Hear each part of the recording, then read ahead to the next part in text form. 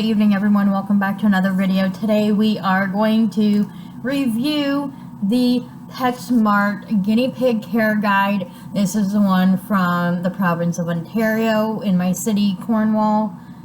I thought, let's review it. It's been a while since I've done one of these, and I believe this is actually a new pamphlet since the last time I've done it, which may have been a few years ago. But let's go over, first of all, adorable guinea pig, don't you think? Adorable guinea pig.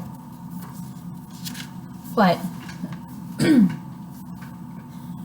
they describe guinea pigs as being playful and acrobatic. Last I checked, I don't recall guinea pigs being able to climb on the roof of their cage across and do all kinds of spinny wheel twirl things. But okay, they're acrobatic. So they say they bounce, twirl, twist, and flip in a happy dance called popcorning. Now that I agree with, they do popcorn, and when they do, it does express extreme happiness, and not one popcorn is going to be the same as the other. So that part is accurate.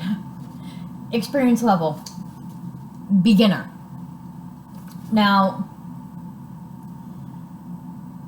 I agree, but I disagree at the same time. And the reason I would agree with it is because if you only get 2 guinea pigs and you are of, an age where you can work part-time or something to have your extra income coming in, then they can be maintained easily and taken care of more easily.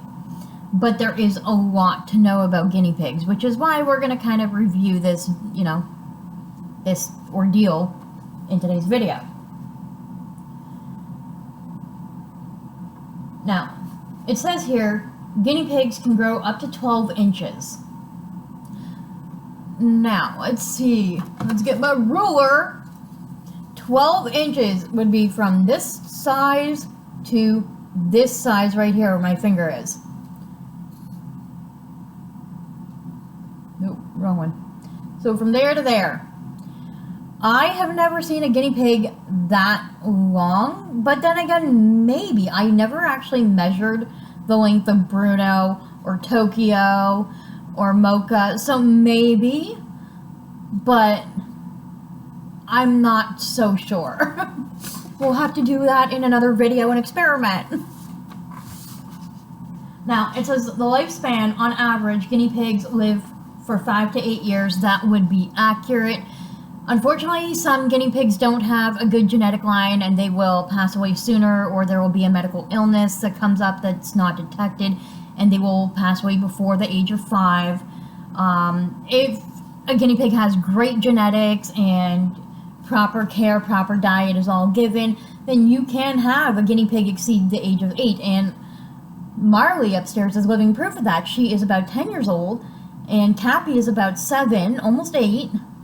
So it is possible to have guinea pigs exceed that age range. And it says here, behavior. Guinea pigs are diurnal, meaning they are most active during the day. Now, I don't agree with that. I believe guinea pigs can personally adapt to your lifestyle. If you are mostly awake and active during the night, because let's say you sleep during the day, or you're out during the day all the time or something, and you're most at home and awake at night, they can kind of adjust to your schedule. But to be precise, guinea pigs only sleep for about a total of 4 to 6 hours in a whole 24-hour period, and they only sleep in about 10 to 15 minute increments at a time. They catnap, so to speak. So I don't agree with them being diurnal. It says here, diet. As herbivores, guinea pigs feed on grasses, hay, plants, and greens. Now that is accurate. Supplement your adult guinea pig's diet with 25 to 50 milligrams of vitamin C per day. I agree and disagree. All guinea pigs, whether they are pups, teenagers, or adults, all guinea pigs, all stages of life of guinea pig, should be supplemented with vitamin C because they don't produce their own. Now, the best way to get vitamin C is through fresh vegetables, in my opinion. There will be some guinea pigs that you come across that just will not eat vegetables, or maybe they have a veggie intolerance, which makes it difficult for them to maintain that vitamin C, to which in that case you would supplement with something like the liquid vitamin C. Child's Life is a really good brand. A lot of guinea pigs love the flavoring. Moving along, guinea pigs are social animals and thrive when raised in pairs, but only house same gender pairs together. So, yes, guinea pigs absolutely are social animals. And yes, they absolutely do thrive best when they are raised with another. So you can have, let's say, a pair of males together.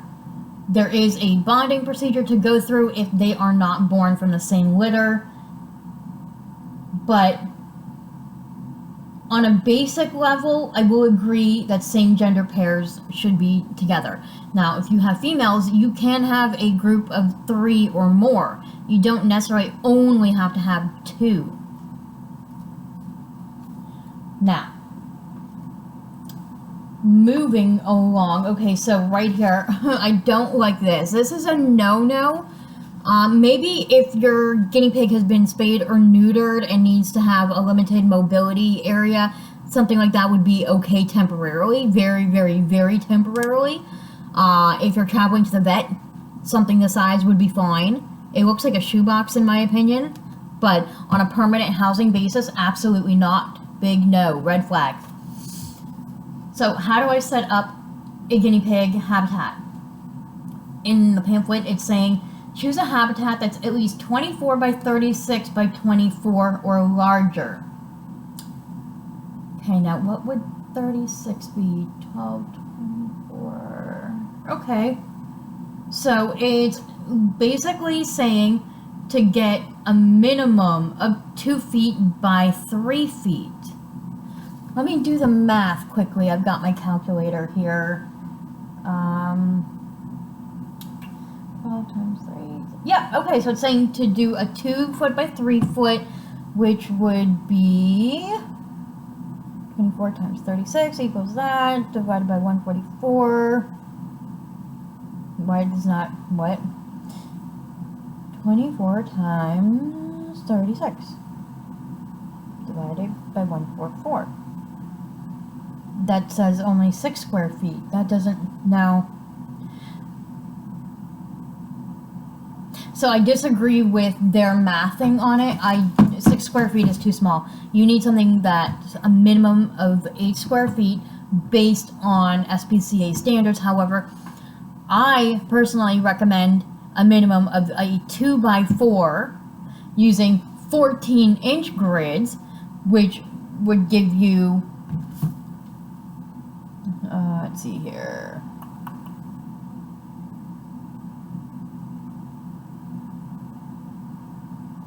It would give you 10.8 square feet. That's what I recommend for housing 2 guinea pigs. They need to have enough space to be able to do their zoomies and popcorn and move around and be comfortable. And if you have 2 guinea pigs living together, and sometimes they might get into a little tuffle or argument or whatnot, they need to have enough space that they can kind of separate themselves without getting into a physical fur fight. So, their sizing, no. It says place the habitat in low humidity area that's cool between 65 to 75 Fahrenheit, which is 18 to 24 Celsius, and out of direct sunlight. I do agree with that. 100% I agree. The reason you want to keep it out of direct sunlight is because you cannot control the heat level, and guinea pigs can suffer heat stroke. It says to line the habitat with an appropriate amount of clean bedding. The bedding should be spot cleaned as needed and changed as directed by product packaging. Okay, yeah, that's actually not bad. It's really good advice. And it says here, try litter training your guinea pig by placing a litter pan in the corner of their home. Okay, now a lot of people do that. A lot of people will use a litter box and contain the hay in that area because guinea pigs tend to pee and poop where they eat and or sleep. So if a guinea pig decides to burrow in the hay, and they're munching in the hay, then they're going to be in that area. So a lot of the mess can be contained by having a litter box, but will you ever 100% be able to litter train a guinea pig? I have yet to meet one. So if you know one, please show me a complete video, a 24-hour surveillance video, so I can believe you, because I have not come across that yet. Let's see. Add a hay feeder and chew sticks to keep their teeth healthy. Okay, so chew sticks is more of a boredom breaker. It is not what keeps their teeth healthy. I've done a video talking about the difference between fresh grass and hay and the amount of silica that is contained in either one. It is actually the silica in the grass or in the hay that breaks down the enamel of the teeth. But I do like the fact that they do suggest having chew sticks. I personally I prefer chew toys, any hay-based product, basically. The pig room has a lot of good options, just so you all know, if you're looking for stuff. It tells you, what should I feed my guinea pig?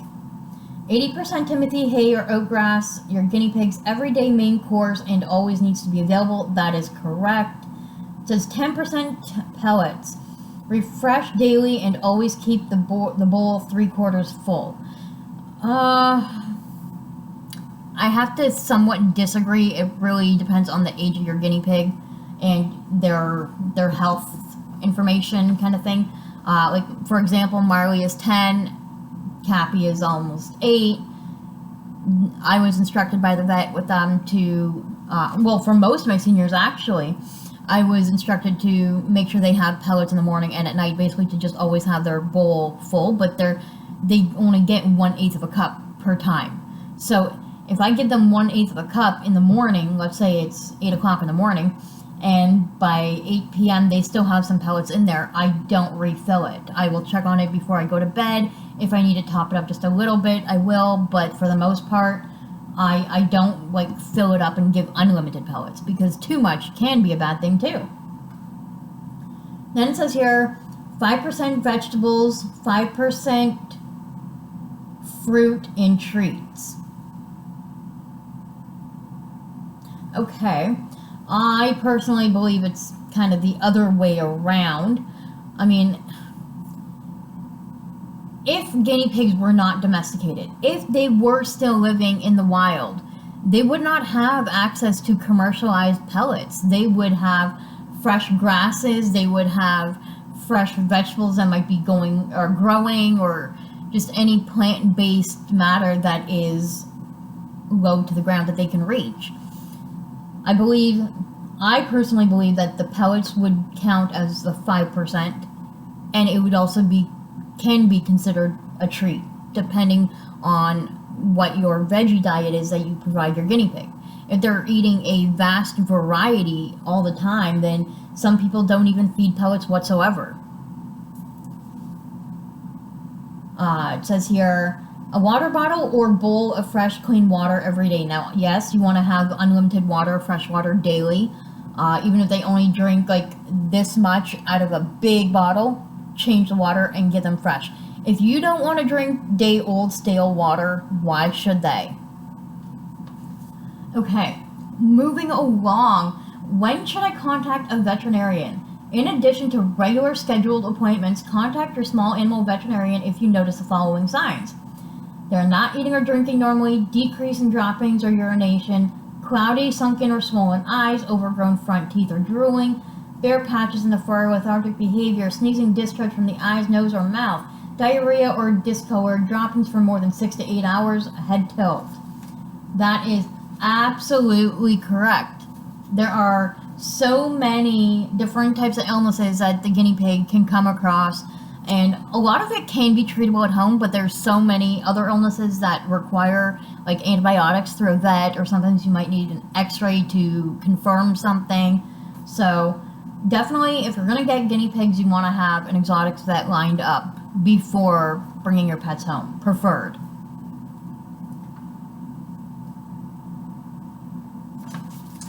And then it has a shopping checklist. What will I need for my guinea pig? Habitat or pen size or larger. Okay. So they changed the wording on the back. They're lucky. But they should be consistent. Hay feeder and hay. So I use certain hay feeders, so I can't really say not to use a hay feeder. If you can see back there, there's a hay feeder, but the bars are wide enough that nobody can get their head stuck. So that's the most important part. But also you don't want to have the hay feeder have the hay too restricted either. The guinea pigs need to be able to access it very easily and kind of just flowy, you know. So really, I recommend hay piles if you can do it. Okay, so you want to make sure you have fortified guinea pig pellets that have supplemental vitamin C. Yes. Vitamin C supplements, critical care for their health. Oh, critical for their health. So again, I personally think that the best form of vitamin C is through fresh vegetables, food bowl, water bottle, hide. Now, you don't have to get elaborate with a hide. You can drape something over the corner like that and use it as a fleece forest. You can use tunnels. You can use a cardboard box, as long as it doesn't have any waxy coating or too much ink or anything, preferably just plain cardboard, and cut holes on both sides and turn it into a tunnel. Or you can cut holes on all four sides of it and turn it into like a stool, but it'll be made of cardboard, so it doubles up as a chew toy. You want to make sure you have your bedding. So another thing that you would want to determine is whether you're going to do disposable bedding or fleece bedding. That can be discussed another time. Prepared treats, that is not an essential. It is nice, but it's not an essential. Grooming kit, absolutely, because you need to trim your guinea pig's nails every 4 to 6 weeks. Wood chews, again, not all guinea pigs will chew on the wood, so I would stick with Timothy-based treats or like chew toys. But overall, I'm impressed with their updated care guide. Again, this one is based in Canada, in the province of Ontario. Comment down below if you do go to Petsmart. Even if you don't want to shop there, you should go in and grab one of these care guides. I would love to hear from you a comparison on what it's like for your guinea pig care guide at your local pet store versus mine. Thank you so much for watching. I hope you enjoyed this video. I know I certainly did, and I will see you all again soon. Bye!